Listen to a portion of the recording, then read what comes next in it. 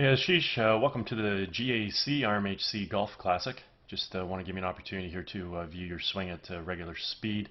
We'll let that play on through. We'll put you back in your drift position, and then we'll go ahead and take a look at a few things for you. So while we got you here in your setup, let's first of all just take a look at your posture. Your spine's nice and straight and on a slight tilt. Legs come down into a nicely unlocked position. Looks great. Your arms hang down nice and naturally in front of you, and the club works out to the ball. Ideally, the only thing I'd really change in your posture here is just try and get you angled over a little bit more with your spine. Keep your legs exactly in the unlocked position that they're in. Keep your arms hanging as they are, letting the club work out to the ball. Everything from there looks great, but we do want to try and get that spinal position on a little bit more of a tilt. So trying to get your sternum and your head a little bit more out over your toes. Also from this vantage point, let's go ahead and take a look at your alignment. We can see your feet running in this direction. Carry that out towards the intended target. Now theoretically your club face is supposed to run parallel to your feet, and parallel lines on camera would have an appearance of converging.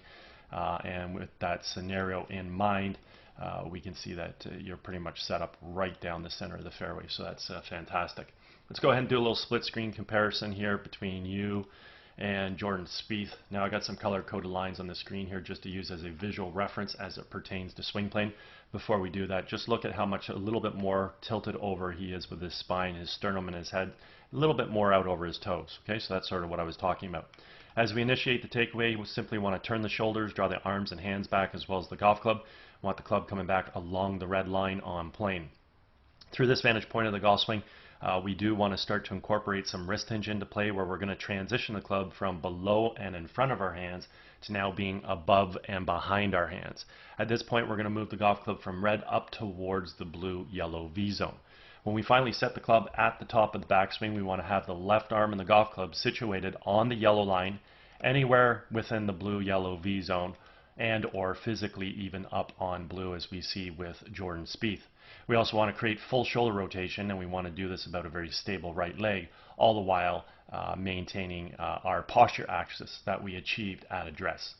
As we go ahead and watch you initiate your takeaway here, your hands come back nicely, turning your shoulders. Looks great so far. Club's on plane. Want to see continued turn and some wrist hinge. So we see some wrist hinge there. That's great. And as we work this golf club to the top, definitely get some decent rotation. Pretty stable right side. Again, you're rotating on an axis that's a little tall. Your arms do compress to your core a little. You sort of keep your right inner tricep pasted to your rib cage, your left arm sort of running across your chest cavity a little too much.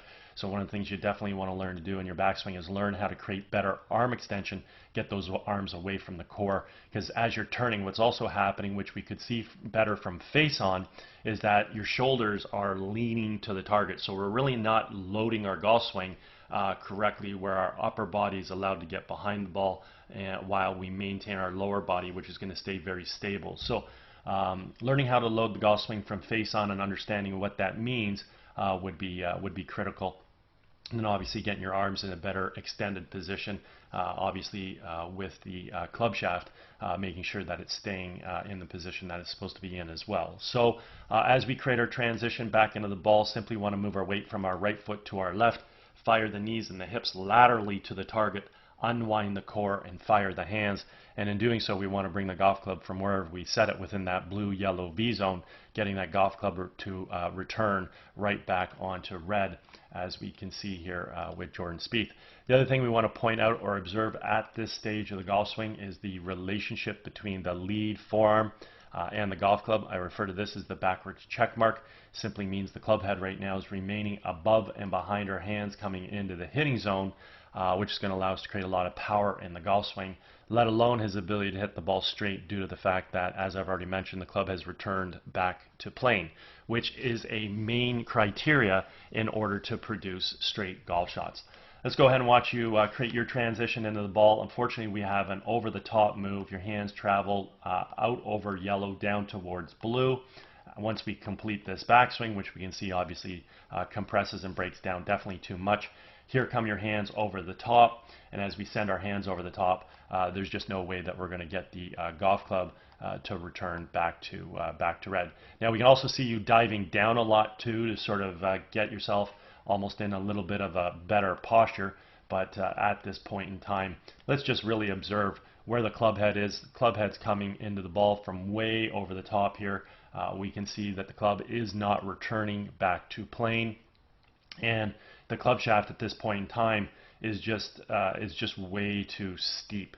So when a club shaft right here is sitting at about 73 degrees, we can see with Jordan Spieth, his club coming into the ball, is about 31 degrees just before the golf ball. Now, you are a little bit before that, so even if we bring the club down just a little bit further to track the club head, let's go to the next frame here, and we can see that the club head is still here, and again, the shaft of the golf club is still sitting where? Well, now it's at 77 degrees. So again, still very, very steep, okay? And again, club's not returning back to plane. So if we just track this club coming into the ball, we fall to here. Let's go to the next frame. Wow, that club's really dropping down and inside there. So you're going to hit the ball off the toe here. Anyways, if we go ahead and just sort of connect the dots, we can get a really good visual as to what the descending plane was and how steep it was.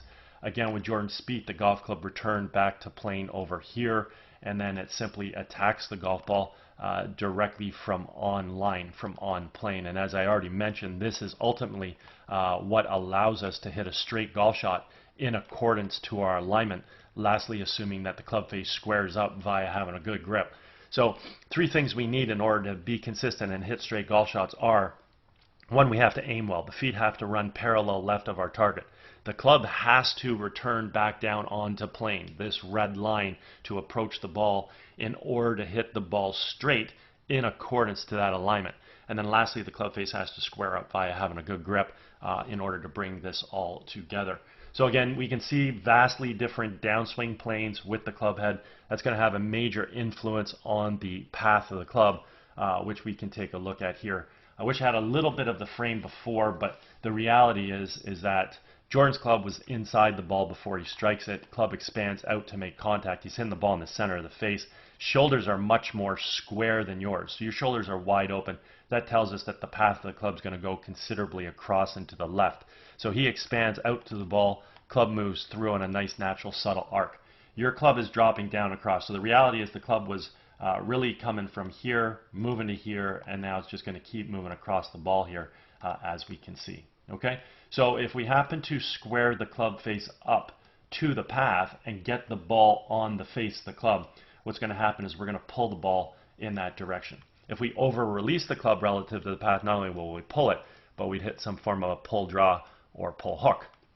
If we under-release the club a little relative to the path, then we block the ball out towards our intended target, has a little left to right spin, and the golf shot will turn out. And you probably see this kind of golf shot when you do hit the ball well. If we leave the club face too open, we block the ball even further right, which is pretty incredible considering we're swinging it along the yellow path way to the left. At that point in time, we know the club face is massively open, and we're going to hit these big block slices.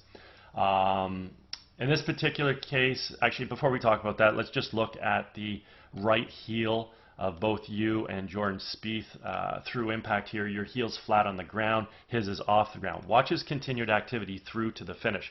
Right heel comes fully up off the ground, up on the toe of the right foot, gets his weight to his left side, hips square around, shoulders fully rotate, hands are high, and the club's back and behind us. This is referred to as a finishing position, and all we really need to do is to create proper footwork in order for that to happen. Right heel comes off the ground, up on the toe of the right foot.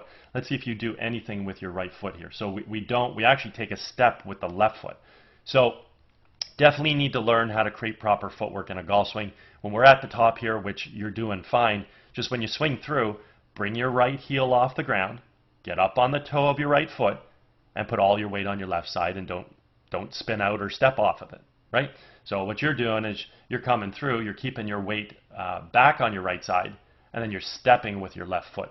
So we totally need to change that footwork to allow you to get through a better finish, make things more efficient, etc., etc. And actually, if you did that, there's a good chance you might not even hit the golf ball off the toe if you just create better footwork through to the finish. So what we can see is with your major over-the-top move here, starting your downswing, coming over the top here, getting the club stuck to the outside.